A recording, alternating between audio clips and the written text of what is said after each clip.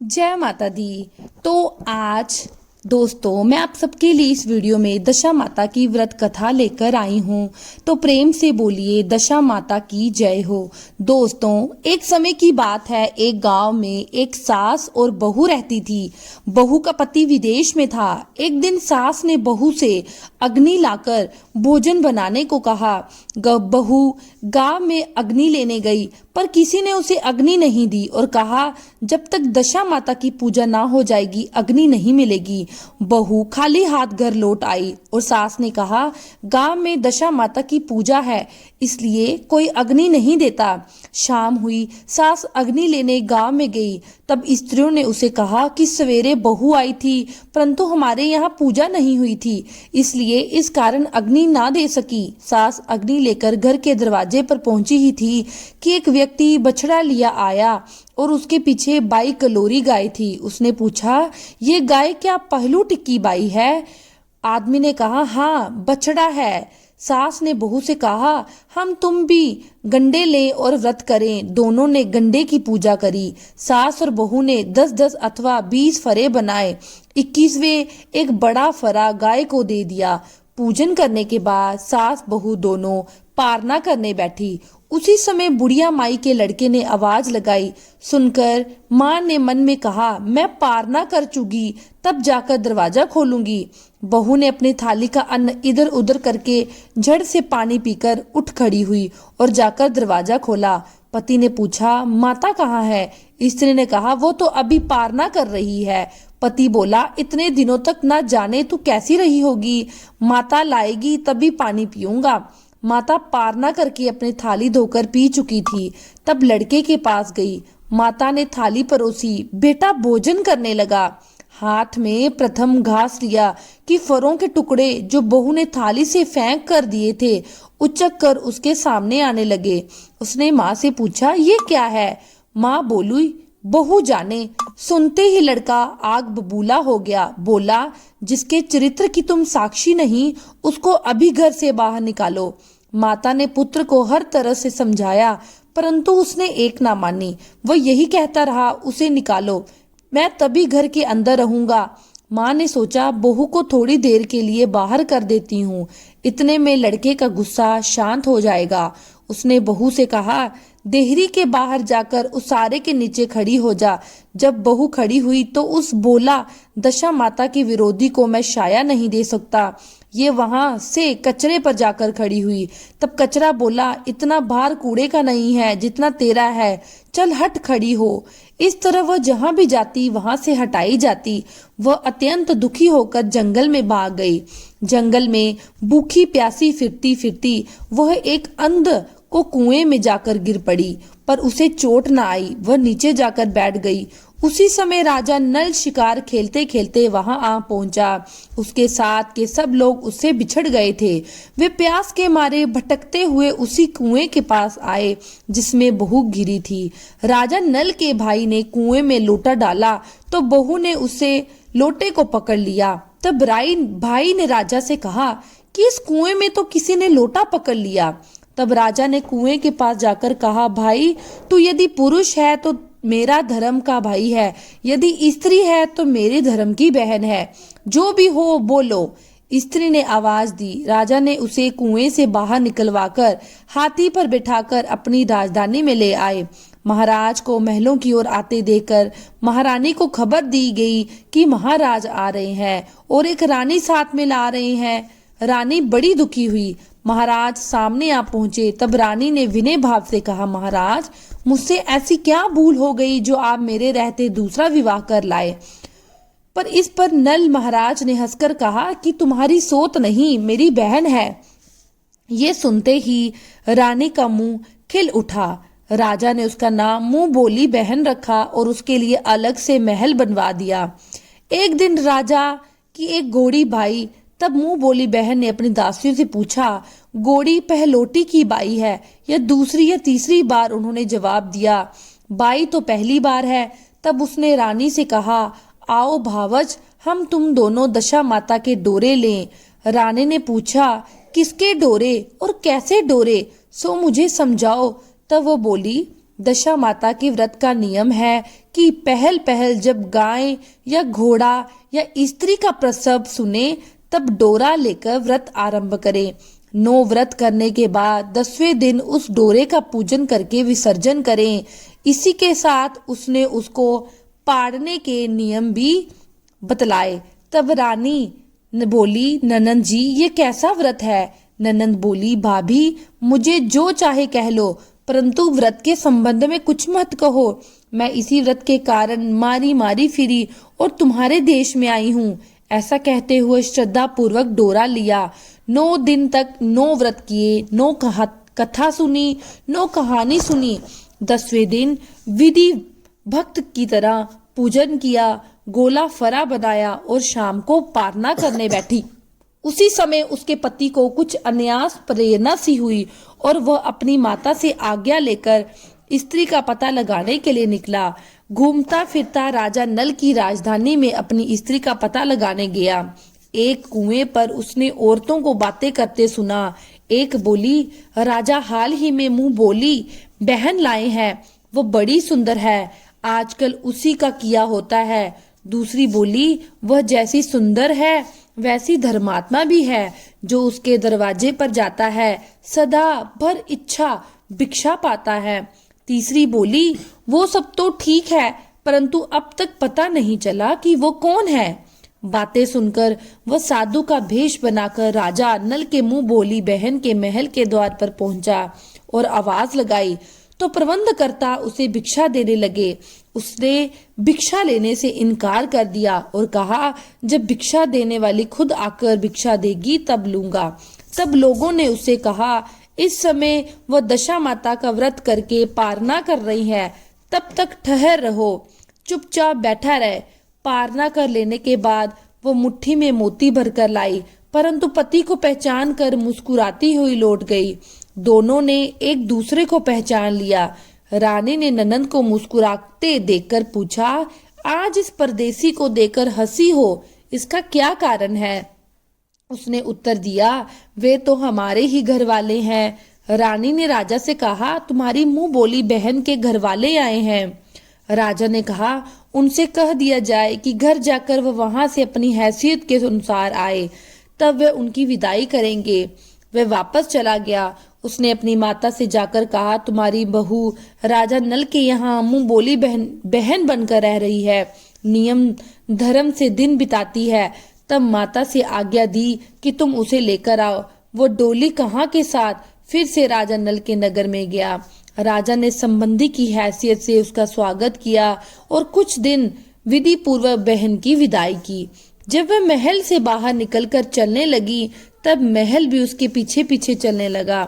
रानी बोली, ननंद जी तुम चली और मेरा सारा महल पाट लेकर चली, जरा लौटकर पीछे की ओर देखती जाओ। उसने देखा तो राजा का संपूर्ण राशि वैभव लुप्त हो गया। वह स्त्री तो अपने पति के साथ जाकर आनंद से रहने लगी, परंतु राजा नल का ये हाल हो गया कि वे दोनों कमली कथनी ओढ़े फिरने लगे। तब राजा नल बोले, रानी जहाँ राज किया वहाँ इस दशा में नहीं रहा जाता, इसलिए यहाँ से जाना ही उचित है। रानी प्रतिव्रता थी। राजा रानी दोनों महल से निकल गए। चलते चलते एक गांव के पास पहुंचे। वहां बैर के वृक्षों में अच्छे अच्छे बैर लगे थे। राजा रानी दोनों भूखे थे। बैर बीने लगे, परंतु बैर लोहे के हो जाते। इसी तरह से राजा और रानी जो भी वहां वस्तु को हाथ से छूते वही कंकड़ या पत्थर बन जाता। राजा रानी आगे बढ़े। रास्ते में उन्हें एक बनिया मिला। उसने राजा नल को पहचानकर राजा रानी को आटा दिया। वह आटा लेकर एक नदी के किनारे गए। वहां रानी भोजन बनाने लगी और राजा स्नान करने लगे। रानी ने रोटियां सेक कर रखी। जब राजा आए और भोजन करने बैठे तो 2 रोटियां ईंट की हो गई। राजा रानी वहां से चलकर अपनी मुंह बोली बहन के यहाँ गए। बहन ने सुना कि उसके भाई बुझाए आए हैं तो उसने पूछा, कैसे आए?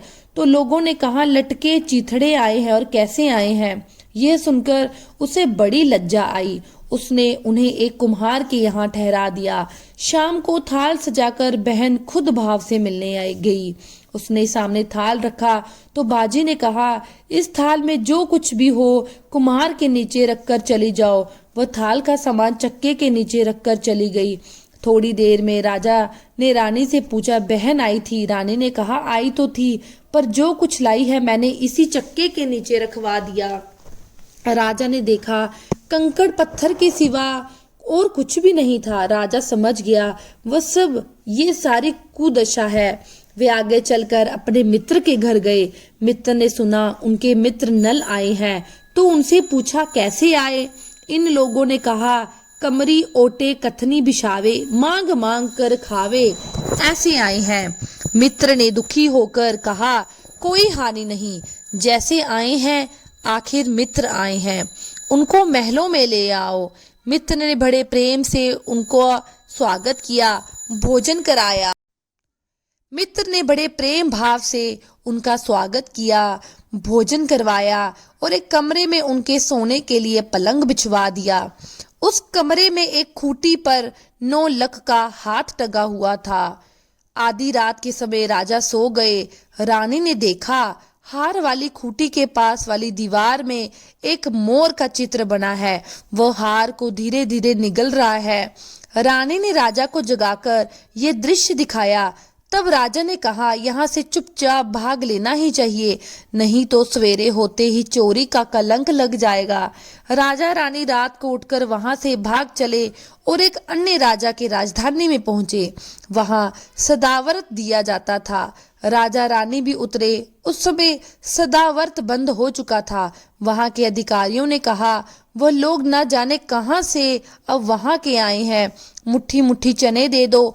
इस प्रकार अनादर और कुवाक्य सहित दान लेना अस्वीकार करते हुए राजा रानी बोले, ऐसी कंजूसी है तो सदावर देने का नाम ही क्यों करते हो? इस पर दाना अध्यक्ष ने कहा, राजा को कंजूस कहते हो, इनको हवालात में बंद कर दो।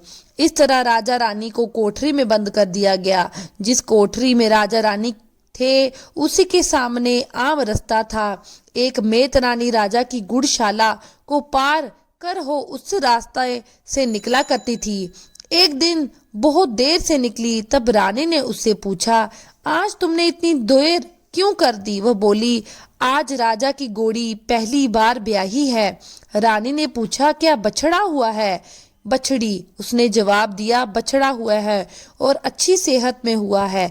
तब रानी ने राजा से कहा, एक बार मैंने तुम्हारी मुंह बोली बहन के डोरे का अनादर किया था, उसी दिन से हमारी दशा बदल गई, इसलिए आज मैं दशरानी का डोरा लेती हूँ। राजा ने कहा, यह पूजा की सामग्री कहाँ से आएगी? रानी ने कहा, वही दशा रानी सब कुछ करेगी। तब 9 तार राजा के पाक कि वह एक तार अपने आंचल का लेकर रानी ने डोरा बनाया और उसी समय व्रत का ठान लिया। थोड़ी देर में खुद राजा घोड़ी को बछड़ा देखने के लिए उसी रास्ते से निकला। राजा ने नल दंपति को कोठरी में बंद देखकर पूछा, ये कौन है और किस अपराध के कारण यहाँ बंद है?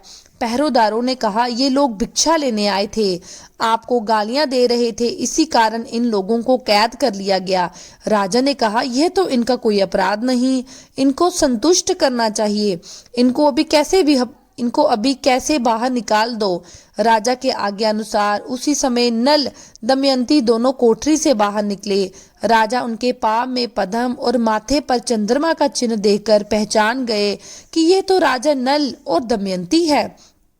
तब उन्हें विनीत भाव से क्षमा प्रार्थना की और उन्हें हाथी पर बिठाकर अपने महल में ले गया। कुछ दिनों बाद राजा नल पूरे सज धज कर अपनी राजधानी की ओर चले। पहले वे अपने मित्र के यहाँ गए। मित्र ने राजा नल के आने की खबर सुनी तो पूछा, मित्र आए हैं? लोगों ने कहा, अब की बार तो वो बड़े ठाट बाट से आए हैं।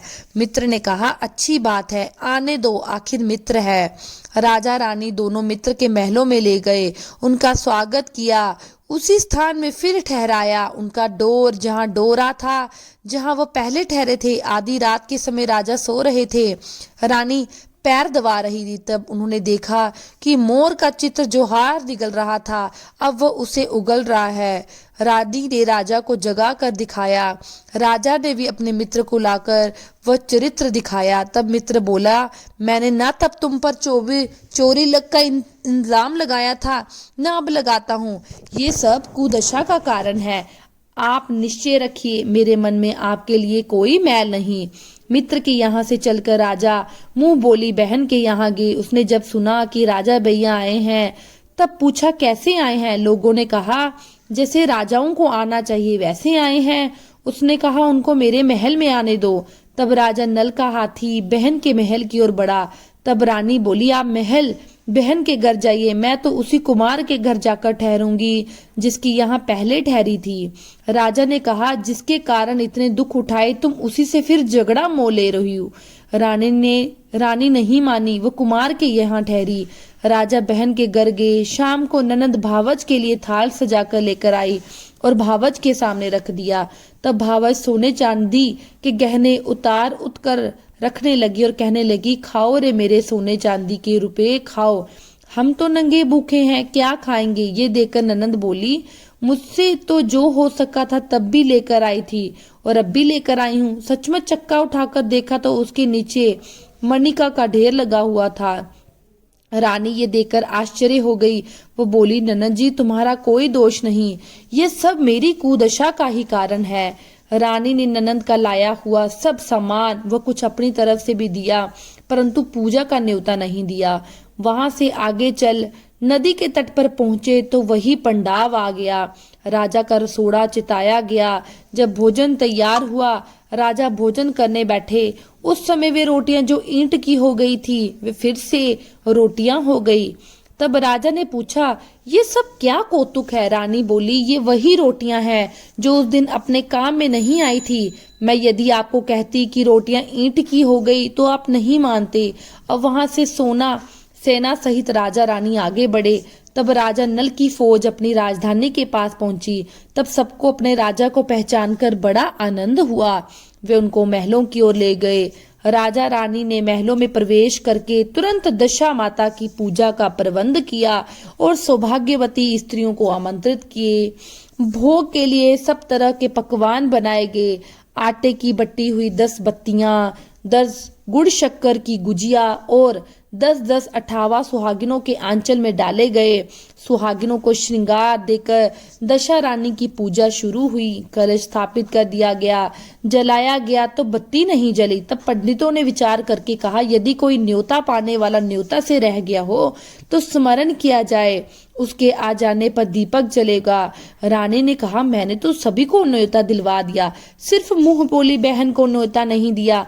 राजा ने दूध गांव में रथ भेजकर मुंह बोली बहन को बुलवा लिया। सुहागनों को भोजन करवाकर विदा किया। उसी समय राजा ने राज्य में हुक्म जारी किया कि अब से मेरी सारी प्रजा दशा माता का व्रत करेगी। और इस प्रकार राजा रानी के राज्य में सभी ने दशा माता की पूजा का पाठ करना शुरू कर दिया।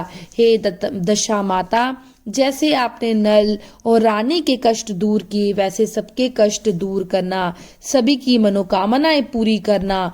बोलिए दशा माता की जय। अगर आप सबको मेरी वीडियो पसंद आती है, मेरे चैनल को लाइक, शेयर और सब्सक्राइब करना ना भूलें। जय दशा माता की।